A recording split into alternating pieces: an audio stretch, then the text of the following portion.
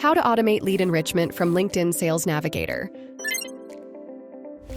Start with a LinkedIn Sales Navigator search, such as Chief Technology Officer. Click on the SalesQL badge in your browser to open the extension. Select a folder to save these contacts. Create a new folder if needed, like CTO Project. Activate the automation by clicking the lightning icon. Choose how many pages to process. For this example, we'll process 1 page, which includes approximately 25 contacts. Click Start to begin. Wait for the extension to complete the automation. Once finished, click See Contacts to open the folder directly in your SalesQL dashboard.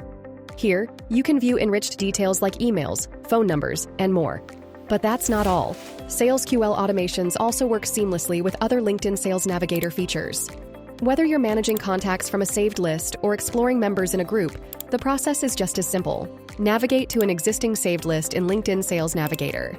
Click on the SalesQL badge and follow the same steps. Save to a folder, activate automation, and start enriching contacts. Thank you for watching this tutorial on auto enrichment using SalesQL automations. Whether it's from a search, a saved list, or a group, SalesQL helps you save time and maximize your LinkedIn outreach.